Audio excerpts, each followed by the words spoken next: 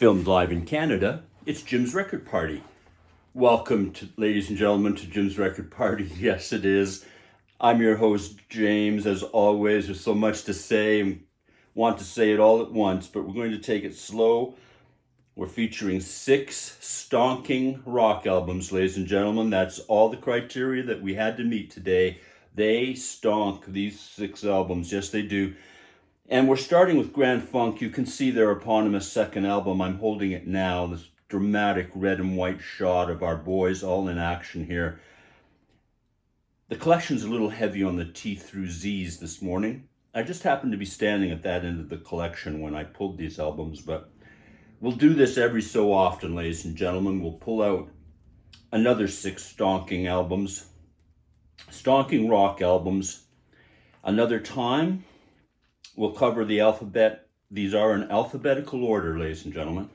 We start again with the great eponymous second album, possibly their best album all around, Grand Funk. Here they are in action, our boys. Homer Simpson summed this up, I think, better than anybody. Didn't he characterize this band just so judiciously? The shirtless lyrics of Mark Farner, the competent drumming of Don Brewer, and the bong rattling bass of Mel Shocker, and here they are demonstrating that power. What a great album this is. A blues rock album, I would call this. Rock album, heavily influenced by the blues, a little jammy. Great lyrics, great vocals by Mark Farner. This is the real thing right here. This is a power trio of the top shelf, ladies and gentlemen, right here. They are on the same shelf with Cream and Mountain, in my opinion. Grand Funk Railroad, Mark Farner, Don Brewer, and Mel Shocker on bass here on Jim's Record Party. Brings us to our second stonking rock album today, ladies and gentlemen. Tim by The Replacements. What a fantastic album this is. This album rocks. This album is Americana. This album has some beautiful, heart-wrenching ballads on it. Paul Westerberg, where is this man, and why is he not lauded as some of America's other great songwriters? I'm thinking here, of course, of Lou Reed. I'm thinking here of Bob Dylan. Paul Westerberg, and a great solo career also, and solo releases Paul Westerberg had. Here he is on Tim with The Replacements, the entire band. This is a fantastic album. This album rocks out. This is a great, great album. Tim, a stonking rock album by The Replacements here on Jim's Record Party. Number 3, I just reacquired one of my early favorites. Three Dog Night's first release, ladies and gentlemen. Their eponymous release, Three Dog Night. Boy, I love this album. This album turned a lot of us on to Try a Little Tenderness, and I was one. The lead-off tune, a great hit of theirs. This is Three Dog Night at their best, in my opinion. Almost a white soul band. Great vocalists here.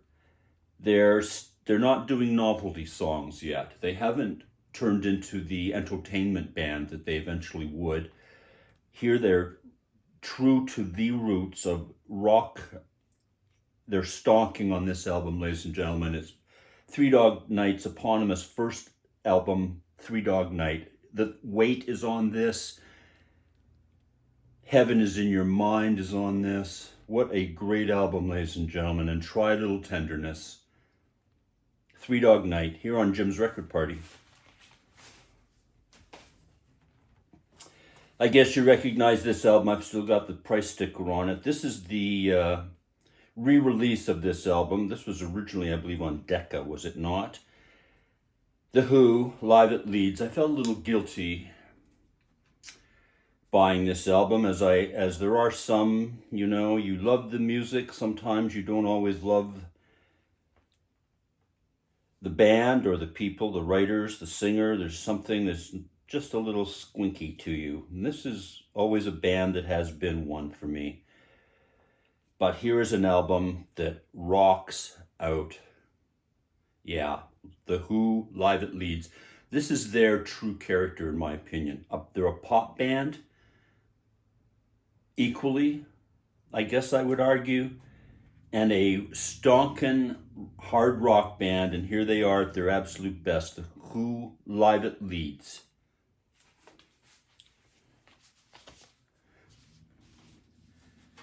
Brings us to our penultimate choice here on Jim's Record Party today. It's the Yes album. This is the album just before they acquired Rick Wakeman on keyboards. This still has Tony Kaye, I believe it is, on keys. This is a more grounded band. Starship Troopers on this, of course. All Good People, I believe, is on this album as well. This is an extremely good album. There are no covers on this album. I think Steve Howe does a live tune. There is a live tune on this album, a short tune, but mostly longer studio cuts leading into Fragile, and it's more conceptual. Blueprint. This is the Yes album, a stonking rock album here on Jim's Record Party. Our final choice today. Yes, it's Zuma. Neil Young and Crazy Horse with Frank Sampedro on second guitar. Zuma. Possibly my favorite Neil album for a long time. This and Everybody Knows This Is Nowhere, I think, are his absolute accomplishments. Two peak albums with different forms of Crazy Horse. Of course, the first with Danny Whitten, Everybody Knows, and this was Frank Sampedro showing their skills equally. Both awesome, world-class guitar players. Here we are with Zuma. Cortez the Killer on this, of course. Drive Back to Your Hometown and Stupid Girl. Zuma, this is a stonking rock album, ladies and gentlemen. Neil and Crazy Horse rocking out on Zuma here on Jim's Record Party. Thank you so much for being with us today, ladies and gentlemen. That concludes this side. Another side played and over here on Jim's Record Party.